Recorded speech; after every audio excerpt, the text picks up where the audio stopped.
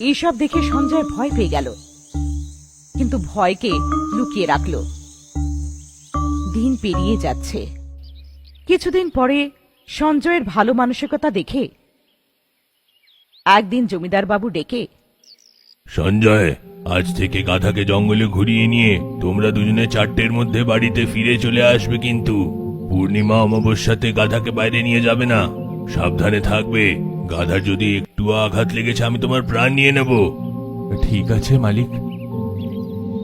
দড়ি দিয়ে বেঁধে ওকে জঙ্গলে নিয়ে গেল। জঙ্গল দেখার সাথে গাধা উৎসাহিত হয়ে লাফাতে আর চেঁচাতে শুরু করল। ভালোবেসে লোকে কুকুর বেড়াল পোষে, এই জমিদারটা পাগল মনে হয়, একটা গাধাকে পুষেছে। এইটা শুনে গাধা সঞ্জয়কে নিজের পেছনে পা দিয়ে লাথি মারল।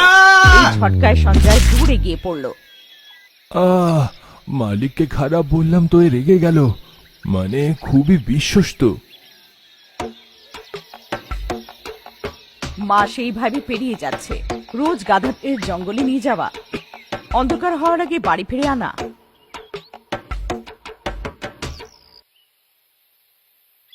সন্ধে 5টার মধ্যে করবার জন্য বেরিয়ে পড়া, দুজন বন্ধুদের সাথে কিছু সময় পেরিয়ে বাড়ি ফেরা।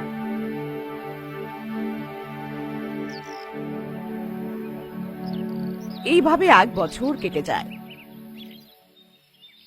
সেদিন রাখি পূর্ণিমা ছিল।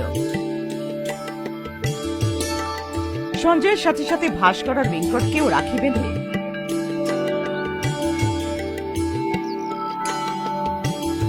আজকে কাজে যাস না দাদা, বাড়িতে থাক, আমি পায়েস বানাচ্ছি, খাস?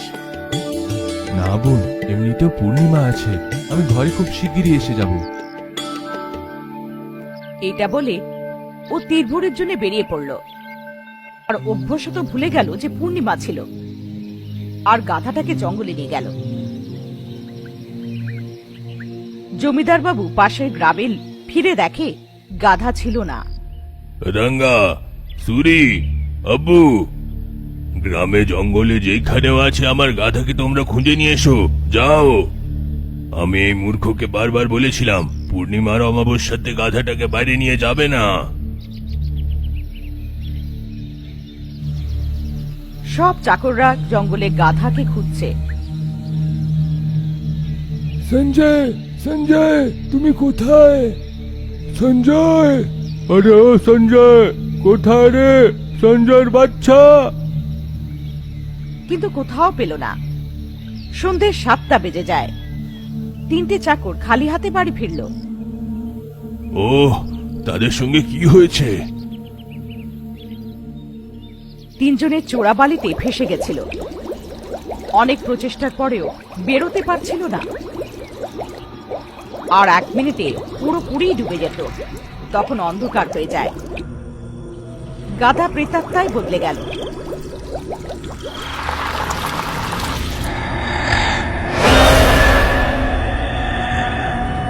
দড়ি ছাড়াতে সঞ্জয় নিচে পড়ে গেল। প্রেতাত্মা হাওয়ায় উড়ে চলে গেল।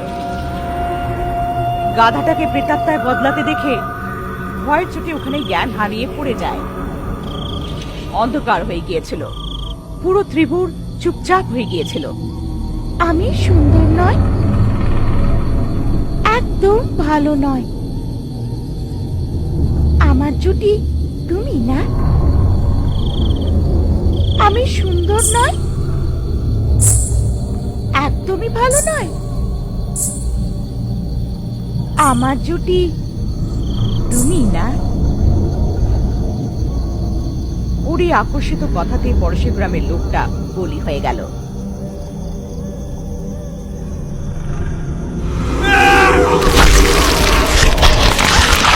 ওদিকে শান্তি অপেক্ষা করছিল যে ওর বড় ভাই এত রাতেও বাড়ি ফিরল না।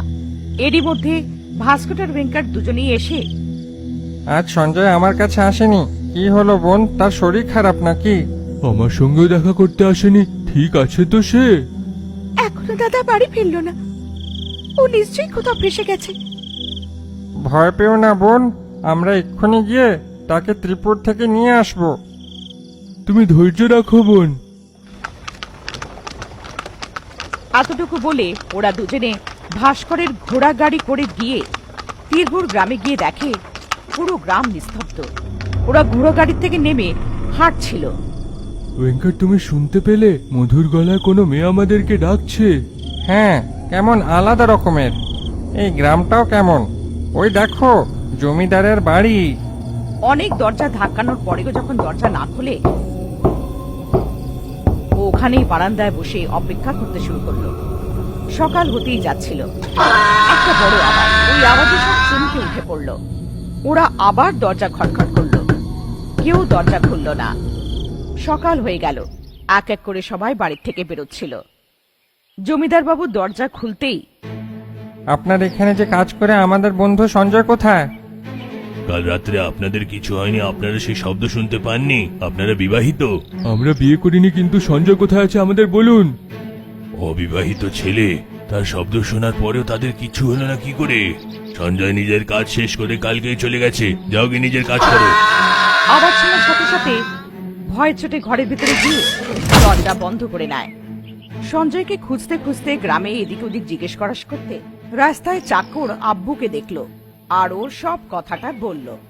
সঞ্জয়ের কাজ প্রত্যেকদিন গাধাকে বাইরে ঘোরাতে নিয়ে যাওয়ার, বাড়ি ফিরিয়ে নিয়ে আসা। কালকেও গেছিল কিন্তু ফিরে আসেনি। পুরো জঙ্গলে খুঁজলাম কিন্তু পাওয়া গেল না। জমিদারের কাছে কতগুলো গাধা আছে? ঘোড়া তো অনেকগুলো আছে, কিন্তু গাধা একটাই। গত মাসে ওনার শ্বশুর বাড়ির থেকে ওইটাকে নিয়ে আসা হয়েছিল। মালকিনের মৃত্যুর পর থেকে গাধাকে খুব ভালো করে রাখা হয়। সেই লীলা মালকিনটা কে? জমিদারের স্ত্রী। এটা সন্দেহজনক মনে হচ্ছে। আমি জমিদারের হাতে রক্ত দেখতে পেয়েছিলাম। জঙ্গলে সঞ্জয়কে একবার খুঁজে দেখা হোক, না পেলে জমিদারকে শেষ করে দেওয়া হবে।